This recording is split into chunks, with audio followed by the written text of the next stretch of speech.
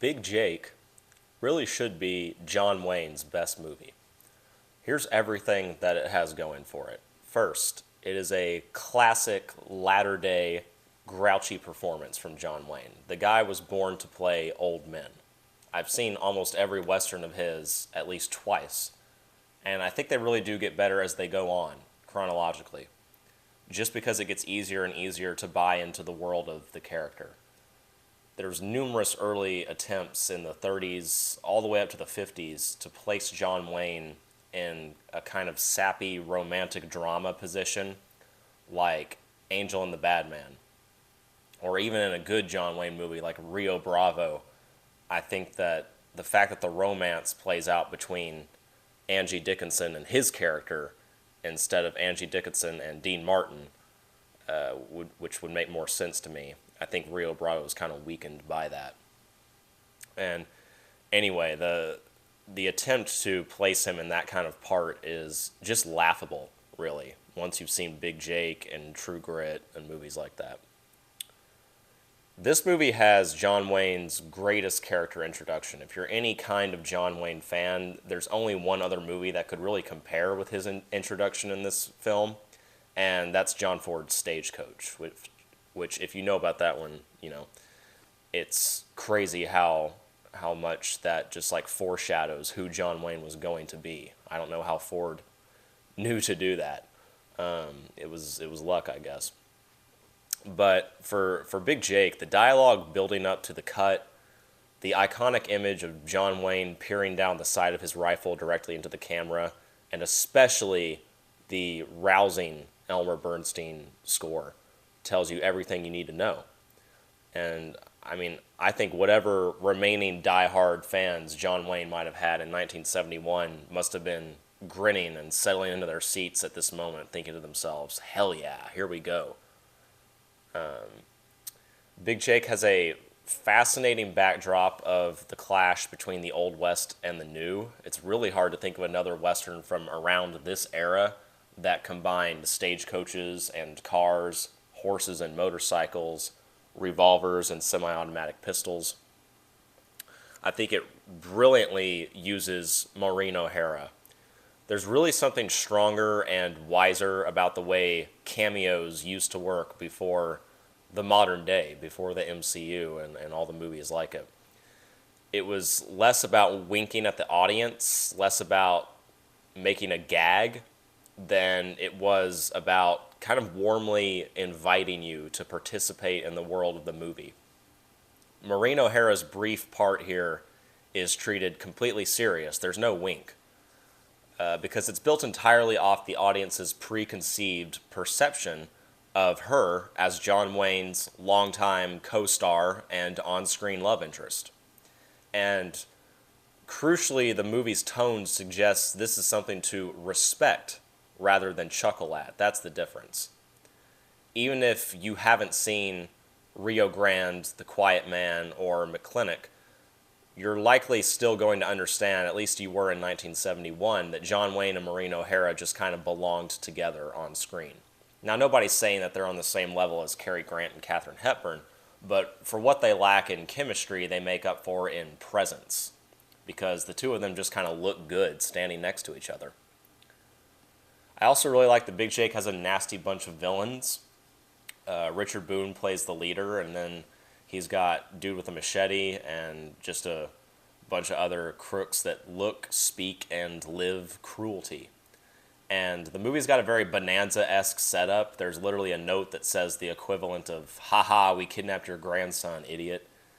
But that's forgivable, because it's kind of a fun treat to get to the era of John Wayne's career where the villains are played by real professionals, and they consequently start to feel like real threats.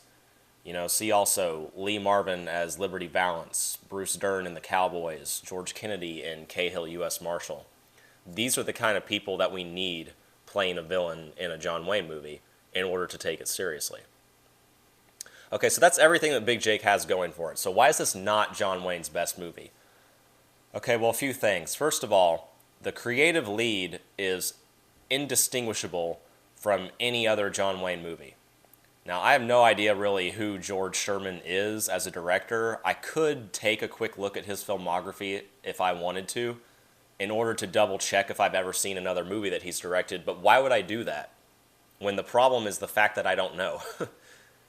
Whoever he is, he brought absolutely no spice to this movie.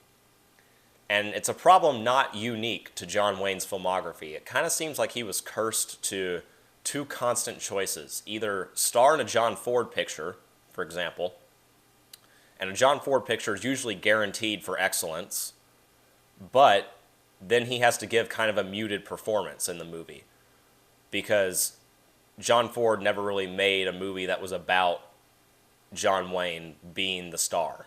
John Wayne was in those movies, but John Ford made movies where I feel it was more about the story than it was about the star.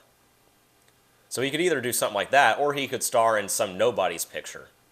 And he's doomed to look good in that only because of the beautiful backdrops and not because of any directorial effort. But at least he gets to go full John Wayne mode on screen, you know? There's a reason he won the bullshit Oscar for True Grit. That's a movie with one of the grouchiest, most John Wayne-y performances of all. But I think that that performance was only able to happen the way that it did because whoever was behind the camera didn't have the balls to rein John Wayne in. And I think John Ford was very artistically inclined and very sure of himself and was just always guaranteed to prioritize theme and narrative. And so a movie like The Man Who Shot Liberty Valance kind of comes close to turning John Wayne into something he's not, at least insofar as he's not like an in-your-face, you know, Arnold Schwarzenegger type of leading man in that movie. It's because he was muted in order to give the picture what it needed, which is not really a bad thing. It's just if you're viewing a movie from the perspective of what is the best starring part for John Wayne, then it's probably not a John Ford movie. Now, if only someone of John Ford's caliber could have been attracted to a project like Big Jake and still been willing to let John Wayne just go ham on screen, you know, that's what I think this movie needs. It needs that kind of energy. I think more so than that, though, Big Jake just kind of has weak action in general, and so the energy's low anyway, you know. I think kind of the most regrettable feature of any latter-day John Wayne film is that the film itself never really matured with him. As his infamous off-screen jealousy of Clint Eastwood's rising star developed, he was determined to make his westerns the old-fashioned way, as he would have put it, I think. And that did include a blatant, very foolish rejection of explicit violence. Big Jake's climax is more than poor. It's embarrassing. Because it all ultimately comes down to John Wayne and Richard Boone crouching behind two wagons, exchanging rounds of gunfire like they're kids with cap guns. And it ends with Richard Boone clutching a bloodless chest wound with the theatricality of an episode of The Rifleman. I mean, my childhood was full of Nerf wars with more satisfying conclusions than this. And ultimately, the ending is just kind of lacking in triumph, I feel. So the finale sees the heroes gather for a showdown to save Big Jake's kidnapped grandson.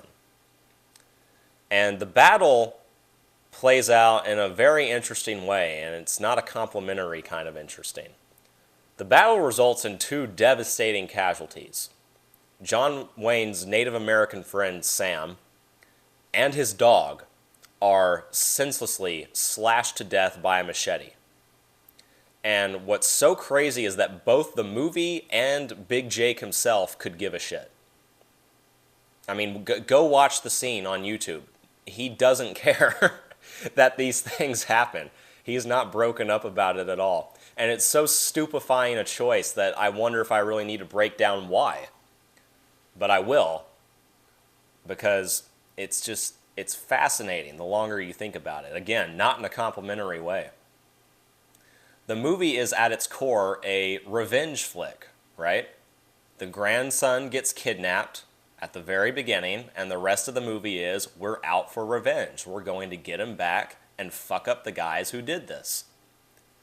So then when the two sympathetic characters meet such horrible ends, and the villains, as I've already mentioned, meet very unsatisfying, bloodless deaths, then the revenge just kind of lands with a flop. The death of Sam and the poor dog, that's the sort of thing that revenge flicks are usually founded upon. They don't belong in the third act if they have to happen at all. John Wick's dog dies and he spends 4 movies killing bitches. He's probably going to spend 5 movies killing bitches. I'm pretty sure they're making another one still. But then Big Jake's dog dies and he doesn't blink. And you just gotta know your audience. The audience is going to care about a dog when you put the dog in the movie. That's why you put a dog in the movie, is to gain the audience's sympathy, to get their attention. And, I'm not huge on animal violence in movies in general, but if you're going to do it at the start, so that that's part of what the revenge is all about, Don't do it at the end and have that be the last note that we end on. That sucks. And again, go watch the scene. It's not that the dog just gets shot once and that's it.